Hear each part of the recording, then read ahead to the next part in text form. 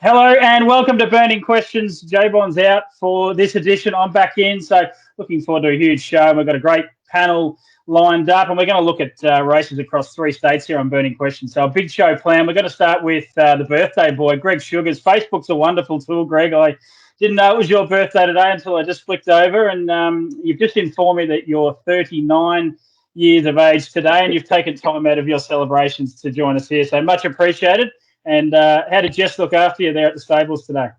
Yeah, it's nothing I could think of better doing than my birthday than having a chat with you gentlemen. So thanks for having me on. And yeah, it was business as usual here, but we did take time out of our day to stop and have a cuppa and a few nice bits of cake and things to celebrate. So it's a pretty standard ritual here around Lara J Farm when someone has a birthday.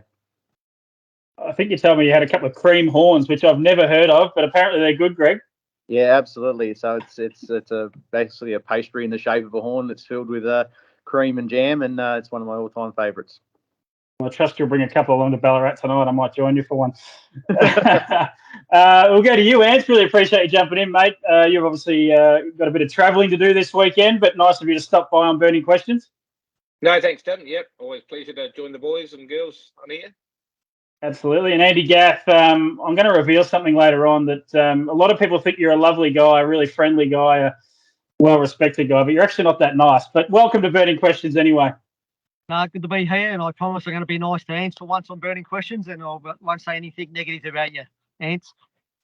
that was the proviso that he sent me. He said, I'll come on if Andy's nice to me. Thanks, boys. Let's get stuck into it. As I said, we're going to look across 3 venues on Burning Questions. The first of our sponsors, Pride's Easy Feed. And Ants, feel free to lift that logo up a touch. You've done well here. You're right on cue with the sponsors. Pride's Easy Feed stand is a proud supporter of the harness racing industry with their set recipes and quality ingredients to give the trainer confidence in what they're feeding. So make the switch to Pride's and start getting the result you've been chasing.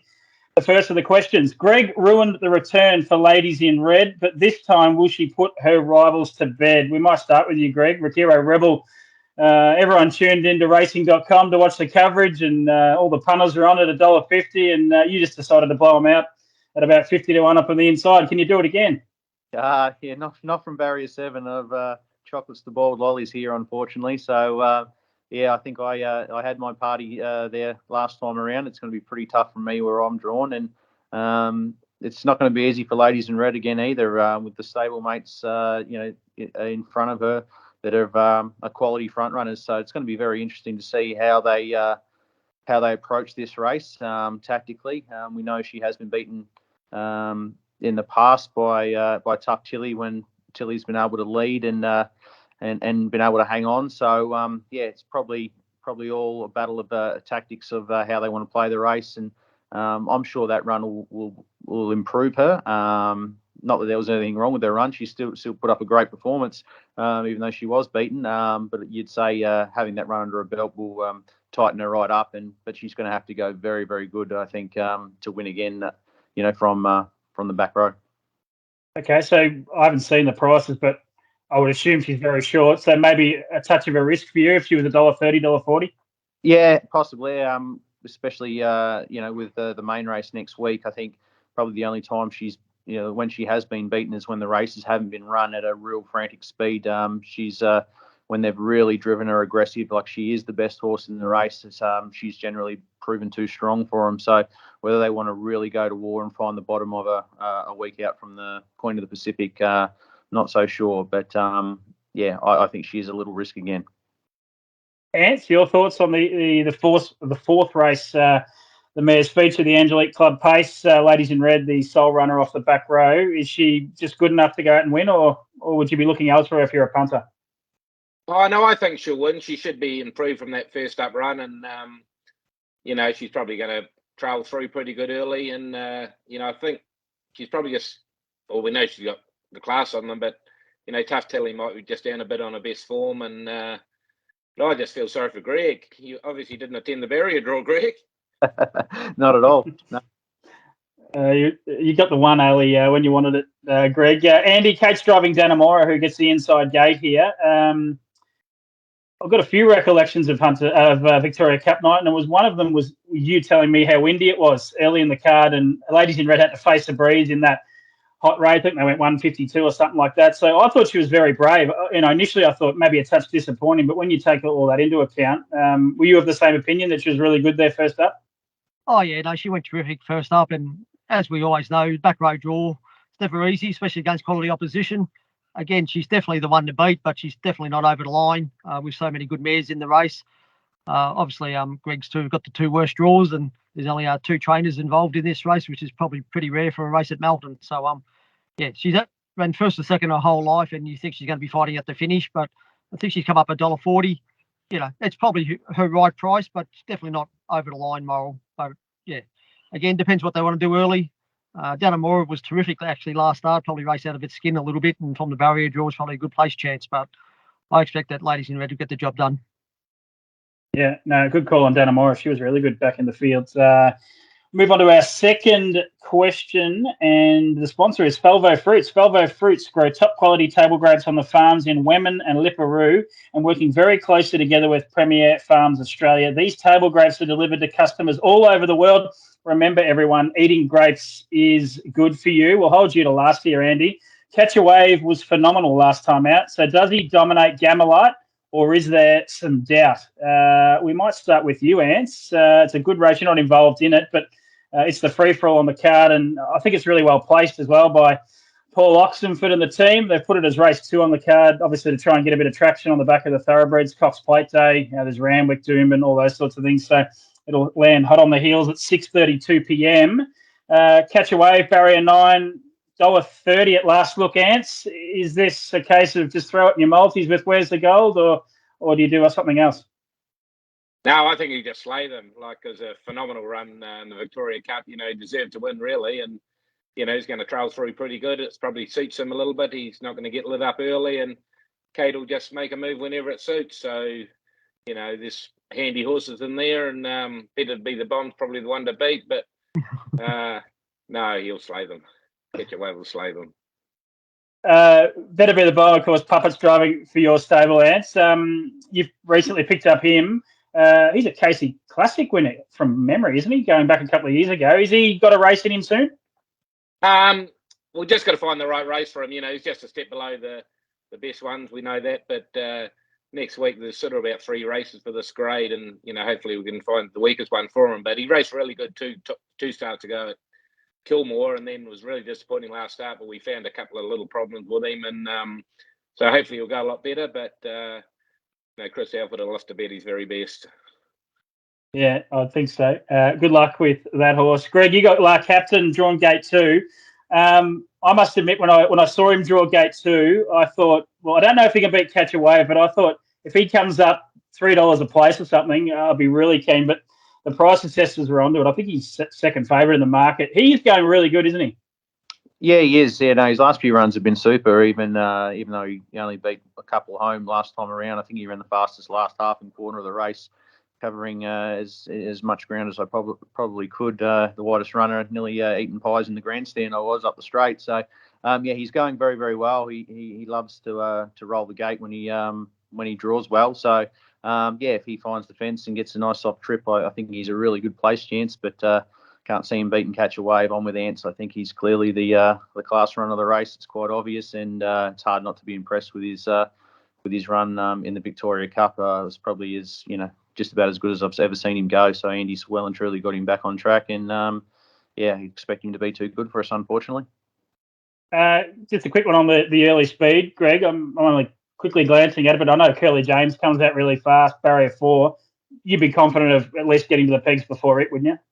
Yeah, I think so. I think that the horse to the inside is Daylight at Dawn. Gets out all right, but I think I should be quick enough to cross it, and then yeah, we'll have the options available to us to see how we approach it from that point on.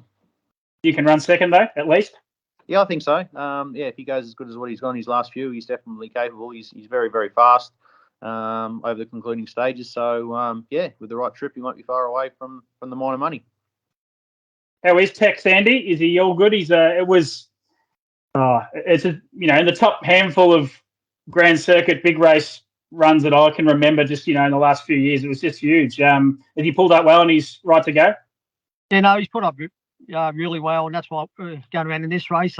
He's in great order and he's ready to race. So, it was unbelievable what he done in the Victoria Cup and to get so close after doing that work early. So if he comes with that same run again, you expect, no disrespect to the competition, you expect that he'd be able to get the job done. But, you never just go up there expecting he's going to turn up and win, especially from the second row. So some stage he's going to have to do a little bit of work and get himself into the race. So, but he's in great order and, you look at his record and the horses he's been able to beat throughout his career, you think this is a race that he should be able to win. Yeah, I just had a conversation with someone the other day. Just get your thoughts, Sandy, just quickly. What do you make of his run in the Victoria Cup? I'm only asking because from a form perspective, when you see a race with 9 metres across 12 horses, you may think that that's not a good form race. And there were so many good runs in it. Do we just take it on face value that he was enormous, or is that, is there other factors at play? The early speed, I don't know, the middle race pressure, I don't know. But how did you sort of reflect on his run? Were you as blown away as everyone else? Yeah, no, like when he done all that work early, went back to last and up the fence, I just gave up. I didn't think he'd be any hope of earning any money. So I think he won his last mile 152, which was the fastest last mile of the race and covered the most ground of any horse in the race. So even though there wasn't a big margin between all of them, they're all quality horses. He was clearly the best run of the race. So no matter, sometimes you can run last and still be the best run of the race. So I was sort of blown away when I watched the replay. Even halfway down the straight, you can't believe that he still gets second. So would have been nice to win, but when your horse performs like that, you can't go home disappointed. No. Is Better Eclipse put up all right, Greg? I'm not being disparaging, but he was probably one of the very few horses that maybe didn't go to his absolute best. Yeah, no, he seems really well and recovered really well straight after the race. So it was a bit of a head scratcher. That one, he's I think he's only ever disappointed us maybe once or twice in his life. We've come up the track thinking he probably didn't perform at his best, and that was probably one of them the other night. But as you say, it was a bit of a strange race because he only got beat 9 metres in the Victoria Cup and going 53. Which statistically, just analysing, looking at, you'd say you could easily get beat 9 metres in the Victoria Cup and run second or third. Running those times and come away quite happy, but visually he was very ordinary. Most of the horses around him that obviously ran past him up the straight, he's competed with and beaten most of them, in recent times. So, we came away disappointed with that run, but he wasn't that bad, and most importantly, he seems to have pulled up really well. So we're just pressing on business as usual. Yeah, super. And that was as good a Victoria Cup as you can recall. Ripper race, wasn't it, from a neutral point of view? Yeah, that's right. And most of the horses performed really good, and there was a couple of unlucky runners. So, it all bodes well going forward. It's just great when all these horses meet. It probably doesn't happen often enough. Yeah, too right. Sulky app, combining the power of results and horse sectionals with Sulky app, you now have access to gate speed, swooper, ability and behaviour ratings. Never miss a trainer, driver or gear change again. App is a form guide revolution. So sign up at sulky.app. I'm a member. It's a great little tool, particularly for gate speed. I love using it to compare horses' gate speed. The third of the burning questions: who likes their chances in the big ones at the Borough? I might start with you, Ants. I think you said, you're heading to Maryborough, Friday tomorrow, then you're off to Globe Derby, then you're back to Maryborough. So you're in the car a bit, but can you come away with one of the big features, of course, the Redwood Classic or the Victoria Trotters Derby? Hopefully, but I'll need a bit of luck, I think. I've got a couple of drives in both of the big ones, but Magic Law's a handy enough horse, and second row is probably not going to help. Standing start, a lot of it's going to come down to manners in the Redwood. So, but it has been racing well, and Check the Anvil, he's in the Derby. He raced pretty good in the heat, but, there's 2 or 3 standouts in that. So, he can sneak a place, would be pretty happy, I'd say. Okay, so you need a bit of luck to pinch one of them? Yeah, you always do, but probably more than normal this week. Fair call. Greg, the Redwood Classic, race 6 on the card. You've got High Step for Nathan and Mark Purden. You won this race last year, of course. Dramatic sort of circumstances. I think from memory, you're quite emotional after that race. It was a weird finish to that one. Maybe just reflect on the one last year, but also give us your thoughts on High Step and, of course, She's Ruby Roo in the Trotters Derby. Yeah, last year was it was sort of a bittersweet sort of moment in a way, I suppose. That I was led and was always confident I was the horse to beat, but just upon straightening up, she shied and shifted up the track and actually contacted Rocking with Attitude, which I don't think was going to beat me on the day, but it was still to cause interference at that stage of a race to a filly like that was it didn't leave a good feeling with me when I crossed the line, so it kind of ruined the moment a little bit, but still very pleased to take away the Redwood, and I think I've got a massive chance again this weekend. She's a lovely filly, high steps, she's got very good manners, and more often than not, that's what you need to win a Redwood. It's not always necessarily the best horse that wins the Redwood. It's the one with the best manners throughout, and she seems to have that, and pretty happy with her draw too. A front row draw out wide seems to be advantageous in a Redwood, because a lot of these horses are very inexperienced. There's generally a bit of trouble every year in the first couple of 100 metres, so hopefully drawn where we are, she'll step safely and be out of harm's way. She's Ruby Roo, Gate 1 in the Derby. Looking at the market before, I think she's fourth favourite in a really good race. She's about $7. She looks a good each way play to me. I mean, everything tells me she's going to be right there in the finish. And you've got options from Gate 1. What's the option you lean towards? You've got London to a Brick drawn Gate 2, Love Me Too, potentially likely the favourite in Gate 5. How do you see the early stages panning out? Most importantly. Yeah, I think the draw couldn't work out any better for me personally. She gets out all right, so she should be able to hold a forward spot pretty comfortably. And, providing London to a Brick doesn't make a mistake like we saw him do here a couple of starts back, I'd be quite happy to let him roll to the front and sit on his back. I'm sure he'll be holding out all challenges. And you'd imagine Love Me Too and the Locomotive are going to have to put themselves into the hunt at some stage. And if it's a pretty genuine run race, which derbies normally are, she's going to get a chance to have a soft trip and be thereabouts. It's going to be hard to beat those horses I've just mentioned. They're all very talented boys in their own right, but she's a wonderful filly. We really like her. She tries her heart out, which we've seen over the last few starts where she's knuckled down late. So I think, she's drawn to get every chance. Whether she's going to be good enough to topple the boys, not quite sure, but I'm sure she's going to run a great race. If you could only drive one horse in those big ones, Greg, High Step or She's Ruby Roo, which way would you go? Ooh, that's a tough one. High Step, I think that probably looks me best winning chance, I think. That's not to take anything away from Ruby.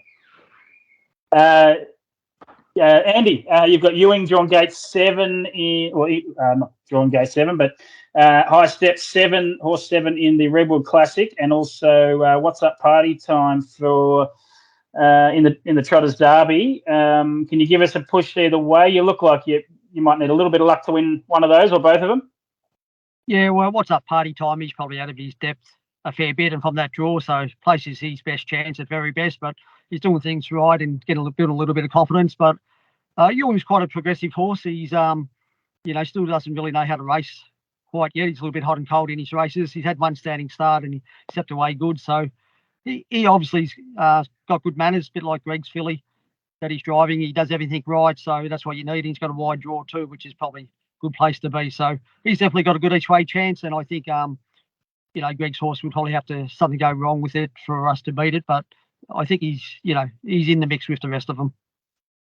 Okay, good stuff. It's going to be a great day of racing. Trots Vision 2 big broadcast there. Toby McKinnon, Kirsten Graham talking to all the connections. So that'll be must viewing on Sunday. Logical Staffing Solution are a new sponsor to Burning Questions. So great to have them on board. They provide labour hire and recruitment services to the transport, warehousing, automotive and manufacturing industries. The logical solution for your staffing needs. Great to have another sponsor on.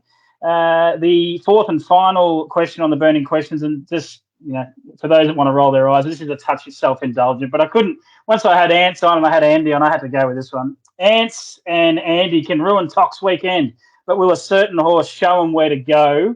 I'll start with you, Greg. I'm interested in your thoughts. Of course, Globe Derby very well. Of course, it's the SA Pacing Cup on Saturday night, and for those that have been living under a rock, I've got a minute share in Where's the Gold. Looking forward to him. He's drawn barrier 1. He's $1.55. It looks a touch short, but Ants will drive one for Shane Sanderson, Sahara Tiger, a $21 shot. And Andy Gath has Tango Tara, drawn barrier 2, $4.80. This is my favourite question. If I gave you $100, what would you do with it, Greg, apart from put it in your pocket? Yeah, that's about it. Yeah, I haven't studied the form for this race too closely, unfortunately, but I did tune into the heats, and one of them in particular was quite exciting. And yeah, more often than not, the SA Cup is a great race for many reasons. There's always something that sort of doesn't quite go to script, and yeah, it's always a keenly contested race. And I'm not sure of Anthony's record across in South Australia of recent times, but I know Andy Gath's record over there is pretty sensational. When he travels across, he's very, very rarely away from the money. But I did watch both of the heats the other night, and yeah, your horse was very impressive, Toc. And from the barrier draw, he certainly gets his chance for mine on paper with Alan McDonough aboard. I'm sure he'll point him in the right direction. So yeah, for mine, it looks like it's your race to lose. I don't say that. Actually, this is the most important question. Who do you want to win? Me, Andy, or Ants? It's just three-way tie would be great, wouldn't it? Three-way dead heat, you reckon? Yeah. well answered. We'll go to you, Ants. Interested in your thoughts in the start of the race. You're drawing barrier 7, but Sahara Tiger's a nice horse. He's been going well. He won the Mildura Pacing Cup at $1 billion to 1. So $21 won't worry him. How do you see the race panning out, and can you win? Well, first of all, I think Tango Tara will cross Where's the Gold early, and that'll create a bit of speed into the race, and then that'll bring the backmarkers into it. So, but no, in all seriousness, I felt like that. Yeah, my fella actually went really good in the heat. I was right with him. He came from last and had to come on his own for a while, 3 wide, and just peaked on his run. You know, halfway up the straight, I thought he was going to win around the bend, but he'll need a bit of luck. He'll just need things to set up and a bit of helter skelter early, and you know, he's probably like sort of half the field. He's a really good winning chance, but he'll need things to happen. So, you know, the barrier draws for the 1 and 2 have made it tough on everybody else. So, just be interesting to hear Andy's thoughts on the gate speed of his horse and whether he thinks he'll lead. Yeah, we'll go to you, Andy. I'll just share a bit of news. We were texting during the week and having a bit of fun, but after a while, you just put me in my place and said, look, I only celebrate Grand Circuit wins out at Long Forest anyway, so this is not really an important race for you. But as I said, he's not a nice guy. But anyway, Andy, I'm no doubt you would love to add just this tiny little race to your trophy cabinet. Yeah, probably they've already engraved the trophy. You've already got Where's the Gold's name on it, so I'm going to have to get that changed if I do get the job done with Tango Tara. Obviously, our best winning chance is probably letting Hanging Fire off the fence early on, letting Gator into the race and putting the speed again. You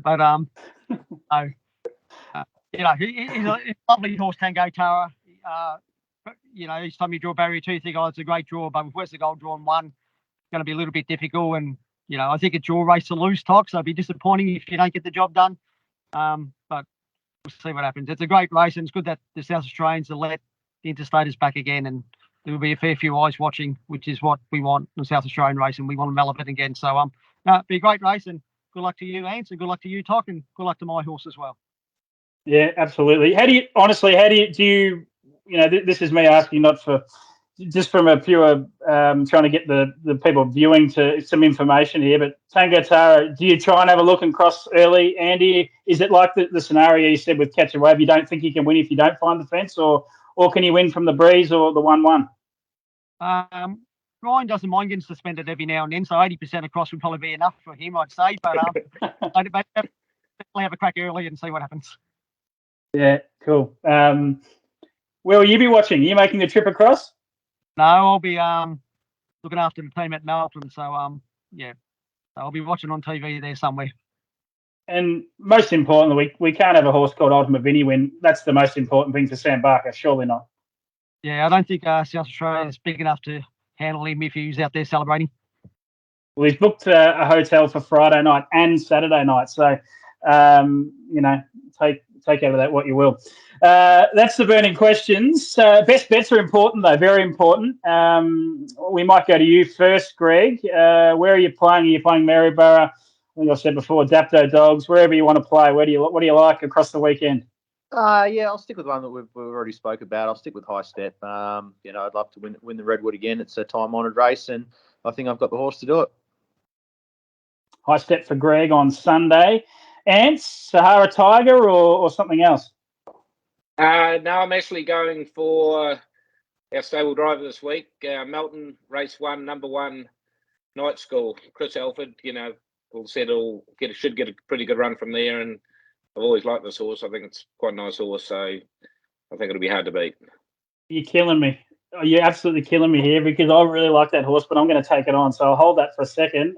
Andy, what are you doing? I'm going to stick with Melton, and got one that's had a couple of runs back. He's getting better all the time, and finally got a draw in Wine Gum. I think he'll be able to lead and get the job done. So he's my best bet. And then if that wins, have it all. Is it before the SA Cup final? I have no idea. Or if you've done your money on Tango Tara, just get it all back on Wine Gum.